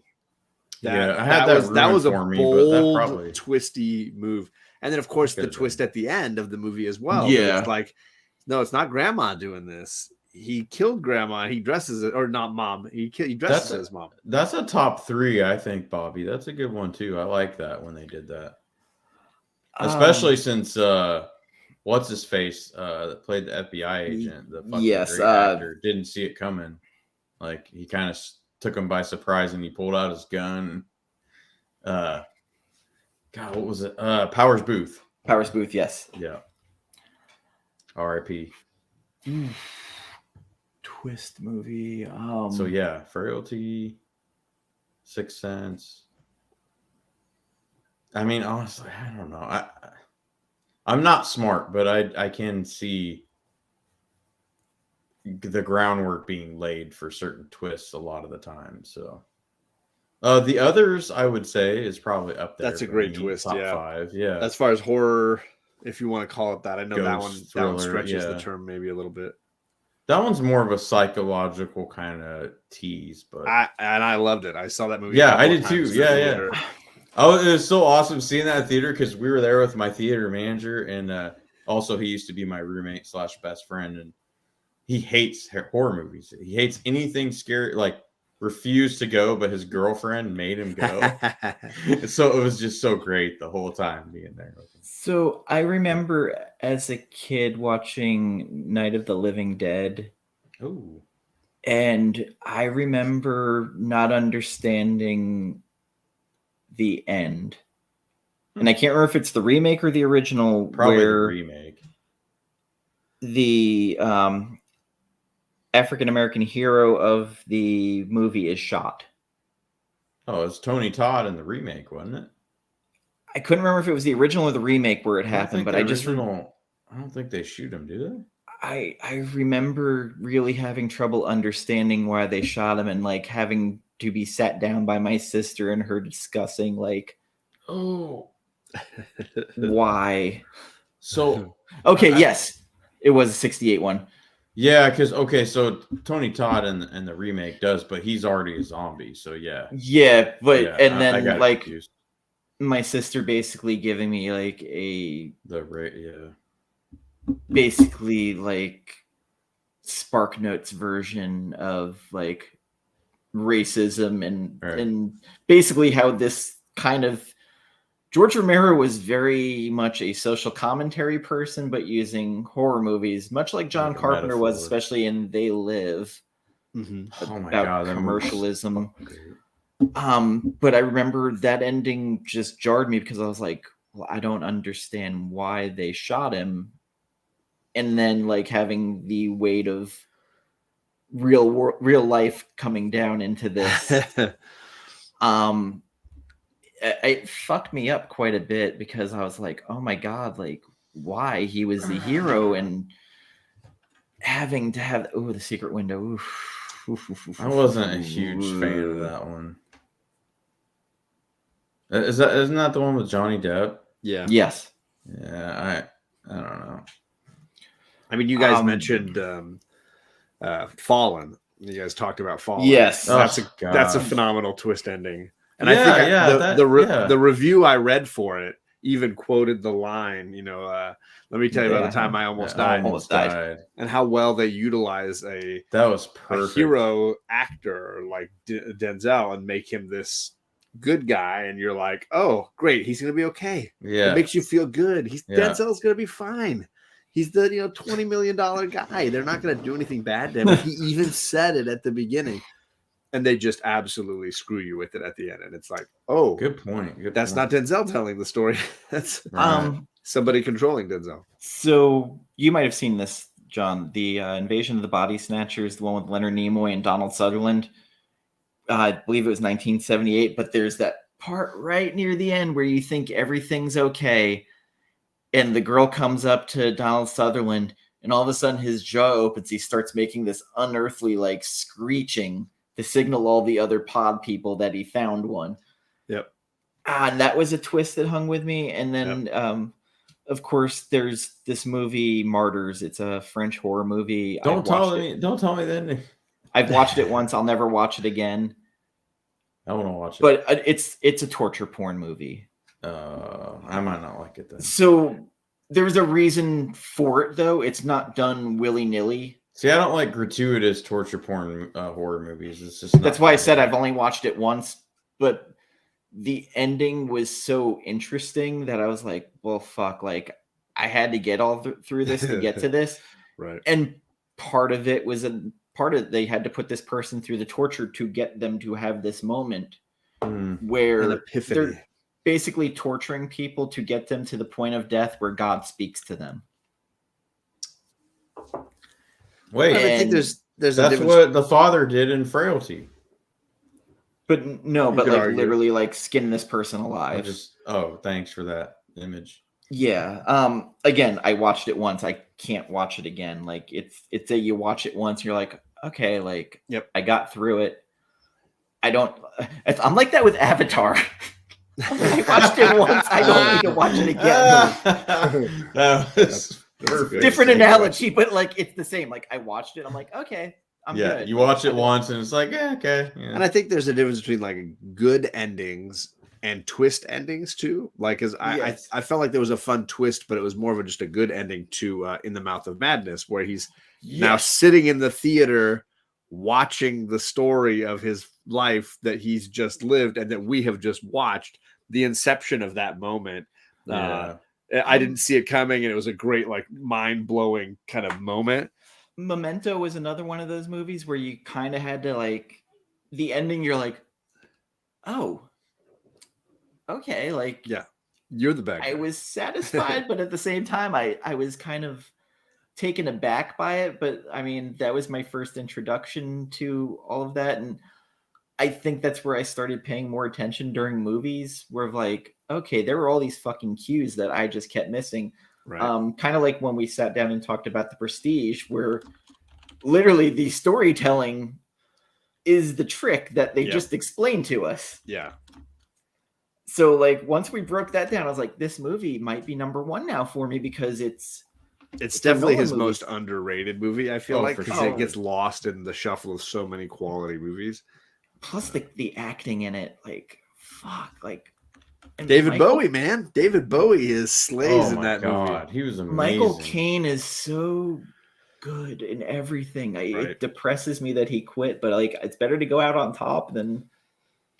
He doesn't need the work, clearly. still has one of the greatest quotes I've ever heard when talking about Jaws for the Revenge, where he was in the movie with oh God, who's the actor who was in all the bad action movies? He was in the movie, was it Badass? I don't know. I mean, there's a lot of like mediocre acting in that movie. Fuck. I remember. I think it's kind of like the Batman. It's the same thing. He was in not Full Metal Jacket. Heartbreak Ridge. I'm not gonna get it. I'm sorry. I did just see Heartbreak Ridge for the first time this year. He was with Mario Van Peebles and Melvin Van Peebles. There it is. I knew it was one of those Van Peebles. But he missed getting his Oscar for Hannah and Her Sisters because he was filming that movie. And someone asked him, they're like, so did it upset you that you were filming Jaws and you couldn't get your award? He goes, listen, by all accounts, it's a horrible movie. He's like, but I've been in the house that movie bought me and it's beautiful. There you go. And it's the greatest like quote of... I can't remember if it was him that said it or maybe it was another great British actor that said they also would not be on screen with a topless woman because they wouldn't want to be upstaged by a nipple. Like, I get it. Like, he's like, they're all, and nobody's going to be looking at me if I'm on screen with a topless woman. I've also watched some Try that next time you see a topless character on screen. See if you can get your eyes to look anywhere else on the screen. It's impossible. I kind of want to see that David Harbour Santa Claus horror movie coming. Dude, I kind of want season beatings. I saw the preview before. I don't know what movie was it before Black Adam. I don't know. Yeah, I believe it was. Was it? Maybe it was a PG version before that. But like, I was like, you know what? I might actually go see this. I would be more interested in seeing the Saturday Night Live trailer he made for the Oscar the Grouch as the Joker movie. Yes, I would pay to see that movie in its full entirety before the Santa Claus thing. Listen, I'm the same guy that watched the Bill Goldberg Santa Claus movie, Santa's Sleigh. What? Oh yeah, where he like beat the up wrestler Bill Goldberg. Yes, he beat up the nanny Fran Drescher in it and killed her. Oh dear Lord! The girl who played oh God, the one from Lost who had Claire. She's in it. Okay.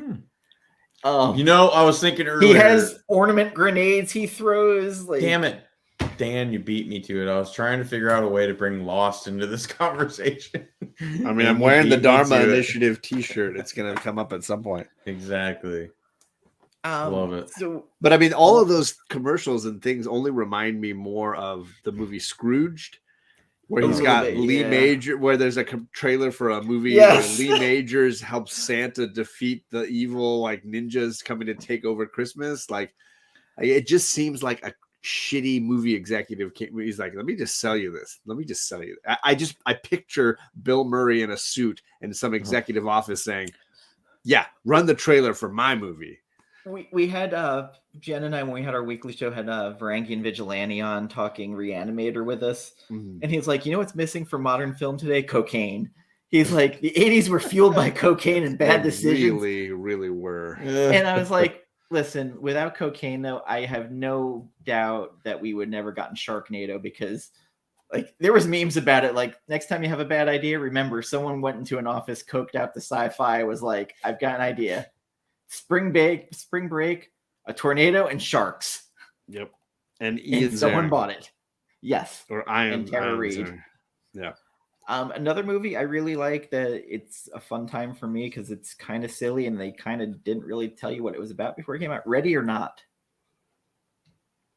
Where the girl's I don't know if I've seen that one yet. The girl's getting married, and apparently this family, to acquire their wealth, made a deal with the devil. And anytime someone's going to wed into their family, they have to play a game.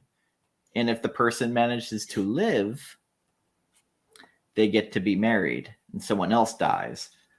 But if the family kills the person who is to be wed, then they acquire more wealth and they go on living. And no one who was already part of the family has to die. Yikes. But it has Samara Weaving in it. And the cover. Is that the chick from There you go. The Ring? Yes, I believe so. Holy shit. And it has Pacey from Dawson's Creek in it.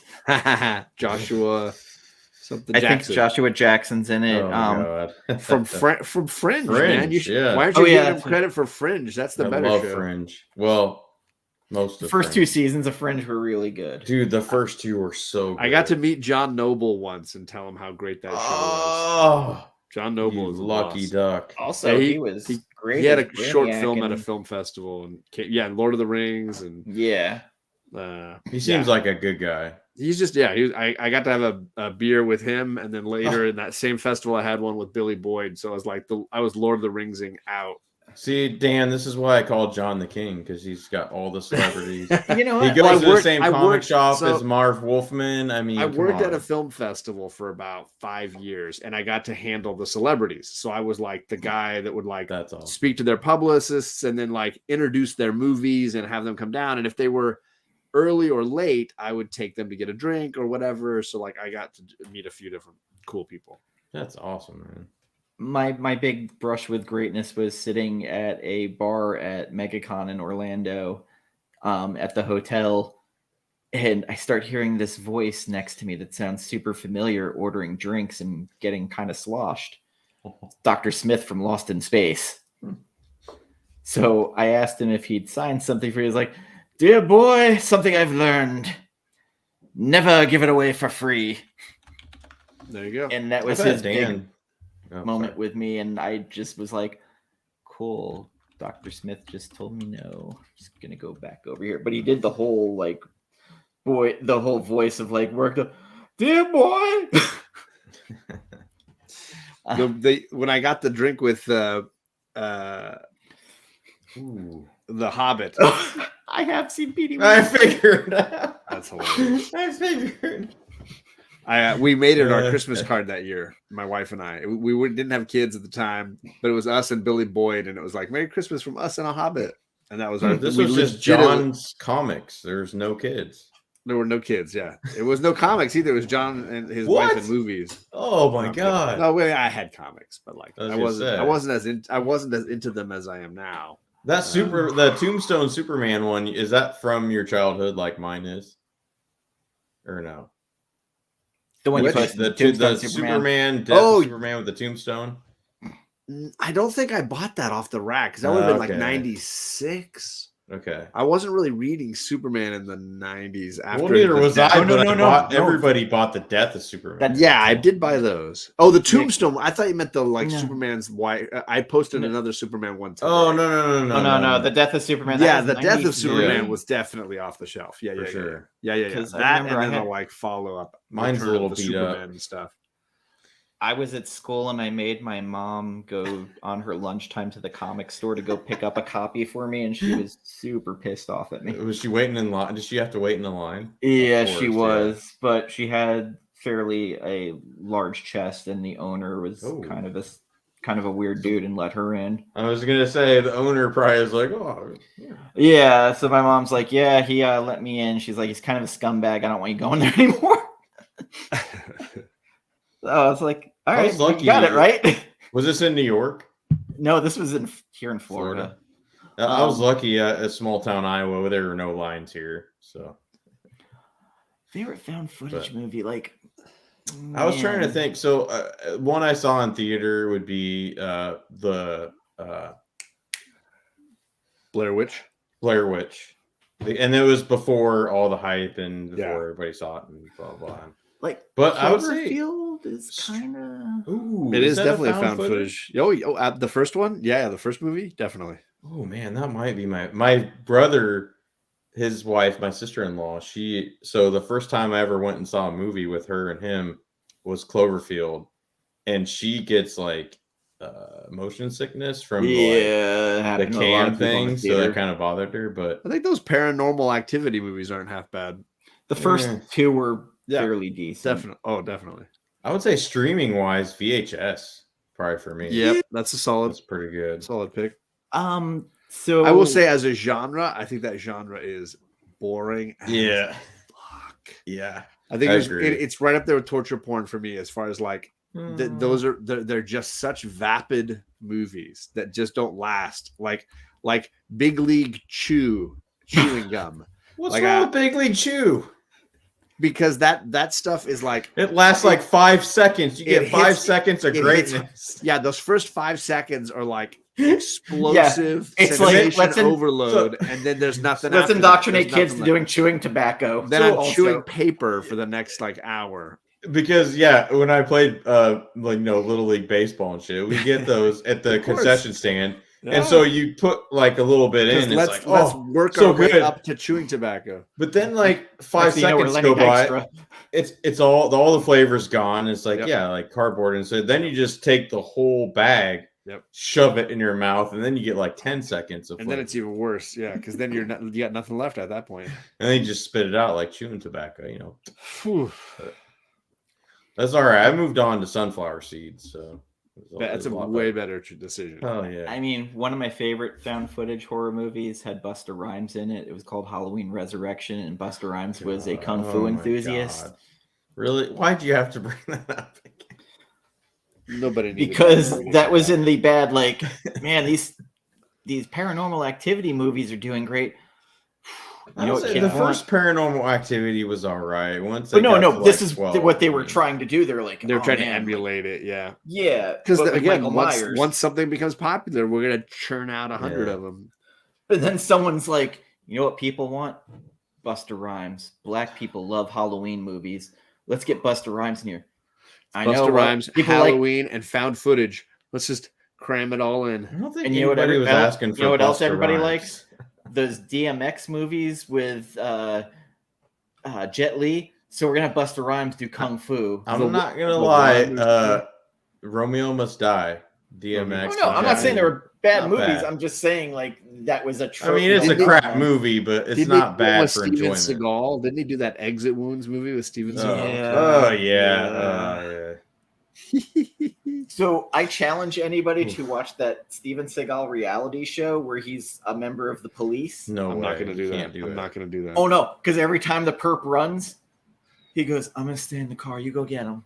I watched 5 seconds of a clip and I'm like, how does anybody waste their time? Was it the on one this? where he was I can't training do the it. guys how to shoot?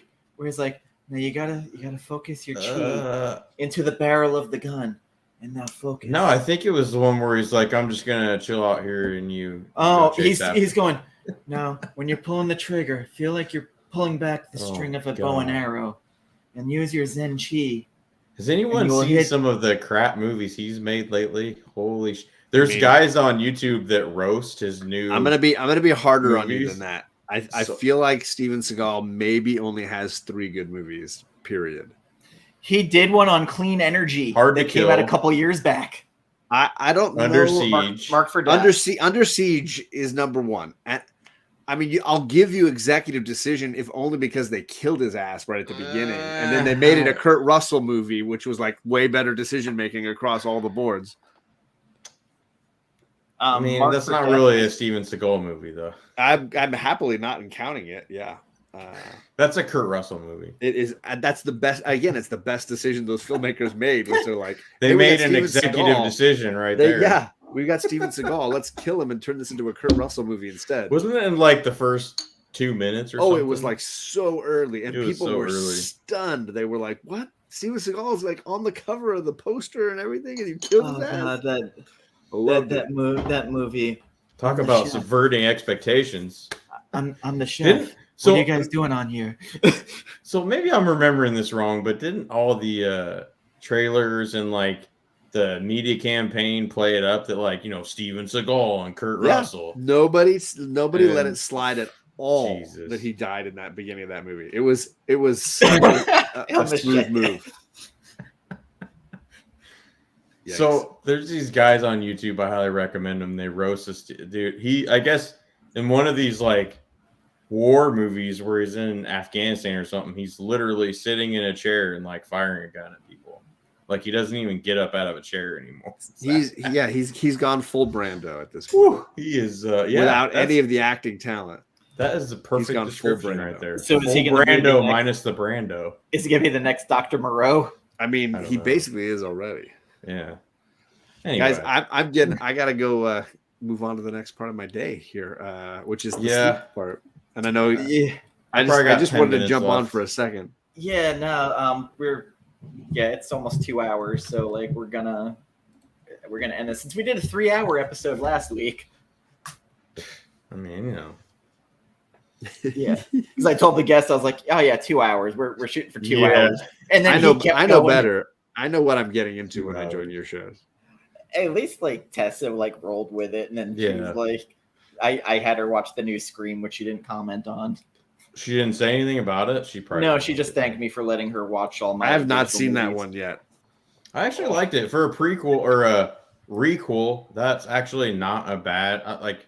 You're gonna hear all the requels I've seen. That's you're gonna hear the term elevated horror used a lot. I don't referring to the A24 horror films. I still stick with my guns. That's a very pretentious term, but of course it is. It is. It's very pretentious. They're just, but it's branding. They're trying to create a brand. I know. It's just. But I get the purpose. I just don't particularly love their movies. Yeah, I'm fascinated with seeing David Eggers do Nosferatu, his remake. Oh yeah, that'd be cool. I'm fascinated by that because like he's another guy, like if he can learn to clip his movies down just a smidge to keep the time down and like trim some of the fat. Northman was a good movie, just a little too long. Yeah, I think that's like the Batman. If they trimmed that to just the credits, I think that would have been better. But see, and he's come all the way back around, all the way back. I'm not gonna lie. You can't stop him. Every time I see something pop up in that chat while I'm working on my Apple Watch, I'm like, I don't even want to look. Hey, it's all been about Nolan lately, though. There's no Batman slamming. That also comes around pretty regularly. Because I know, like, you just want to trigger Ryan and Bearded, and like I kind of do. Sometimes, that's the fun of it. You know what? Sometimes I'm like, I'm kind of bored. I'm not trigger Ryan. Sean, I haven't talked to you about. Did you see Black Adam yet? I did not. Okay. Oh, you did. I was curious what your thoughts would be. In general, I wait till the DC movies are streaming, and I just watch them that way. Like I don't feel the need to run out and see it. No, in the theater. That's a shame because I think you should see Black Adam. I was off of work and I just wanted something fun to watch because I'd been having a pretty rough. It does sound like something that's just like mindless fun. Yeah, it 100% was. It's 80% balls to the wall. That's all it is. I mean, I'm not a huge fan of The Rock in general. Like his movies are kind of like me neither. Franchise Viagra. I mean, the thing this movie was missing most was Jason Statham. I think I've heard you say that. Yes, it needed. As long as it's not missing Kevin Hart, I'm okay. Dude, Pierce Brosnan as Dr. Fate. That's all I'm gonna say. That's what I wanted to see. That's the only reason I wanted to see it. Was him as Dr. Fate and Hawkman. John, you him as well. You would like that. Fucking blew me away because that was like the character going in. I'm like, I don't know. This guy hasn't really shown me too much. But picture Jason Statham as Hawkman.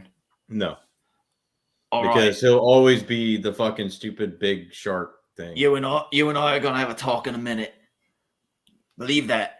I liked him in the remake of The Italian Job though. He was good in that. Yeah, he was. The Transporter Handsome movies, Rob. Transporter too. Yeah, Handsome Rob.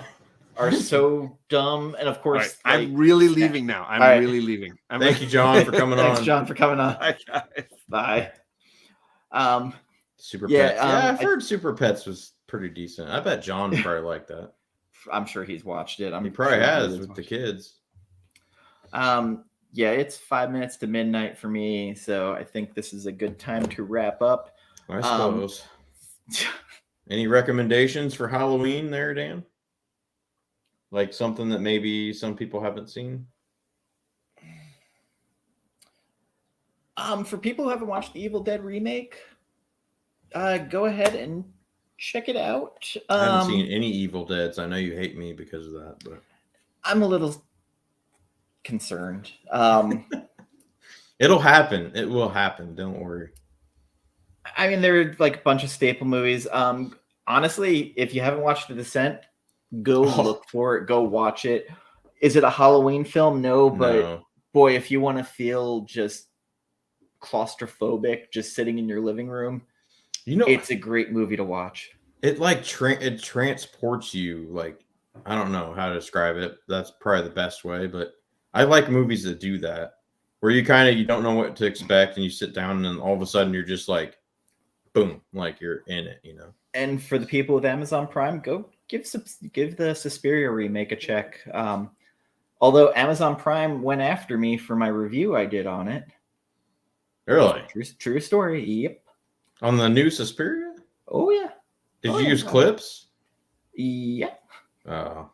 Under 7 seconds worth per yeah. clip, So as per fair use, but yeah, they made you have to like flip the screen and like make it a certain small size. I changed stuff. Did you? Okay. Yeah, I know Perry. I was texting Perry's comics, or Perry, like he did shorts and like reviews and shit.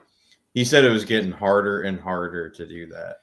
So I even did like a screen with a picture of a TV and then minimized and put the video in the TV, and I still got hit. Oh my God. So it just I wonder if it's just the sound then. I took the sound out. Did you? Oh shit. So it just kept becoming more problematic. And even when there's sound, I'm talking over it. So you couldn't even play like just the image in the background and you talking. Nope. That's kind of bullshit. I don't like Warner Brothers came after me and Jen for the trailer reaction. What the fuck? Universal has come after me for everything I've ever posted. Dude, there's like so many people that did like Dune reactions and shit too. Like, Universal has been by far the worst, because literally, if you put a second, they went after me for fucking Big Trouble in Little China.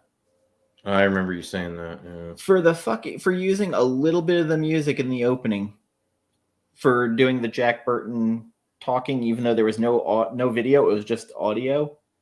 They hit me. So I learned some tricks on how to do some of that stuff. We can talk about it later if you want. Yeah, so it seems every time you get a workaround, they eventually come back and find it. So this one though, this workaround actually might be algorithm proof. So. I also got hit on my Return of the Living Dead review video. Really? A band that wasn't even out when the movie came out hit me with a copyright claim. And YouTube wouldn't let me fight it. I mean, I'm not making money off this anyway, so it was kind of stupid to even dispute it. That's what gets me more than anything is like, if you're not making money on it, why the fuck does anyone care? Like, so here's why they care. Fair use, but anyway. No. Here's why they care. Because they added commercials to those videos, so they can monetize it. So, wait. Oh, so they didn't take it down? No, they didn't take it down. But they just made it that I can't make money, but then they put commercials in my videos so they could make money. Which, I mean, is kind of bullshit, but I mean, it's better than taking it down. Yeah, like, although my Evil Dead ones are banned overseas. I don't know, but I've been on YouTube Premium for almost 2 months now, and I don't think I'll ever go back to free Studio YouTube. Canal in the UK went after me for those. Ain't fucking doing it. I'm staying on YouTube Premium, baby. I so do not miss having to wait for the stupid fucking, like, even live streams, like Burke's live streams, or you're like, they would play a fucking ad before the live stream. But here's the thing, I could have, so it says starting in 5 minutes. Yeah. Why don't you play the fucking ads then when I come, instead of waiting until the person goes live and then you play the ads before I can get to the live feed? Like, that's the dumbest thing ever, in my opinion. But anyway, it's my soapbox on that one. But yeah, I would say some of the best movies you can find right now are on Tubi or Pluto TV of like older Shudder movies. has some good ones too. Yeah, I'm just saying free services. Oh yeah. Tubi in particular has a very good selection. Pluto's isn't too bad. If you could find Night of the Creeps, I love that movie. Monster Squad is one of my favorite movies as a I need kid. to watch Night of the Creeps too. I did like Monster Squad. Monster Squad's just a fun movie. It's just good old fun. If you've got Shudder or AMC Plus, Psycho Gorman's on there. If you just want a dumb movie to watch. So much fun though. There's a lot of movies out there.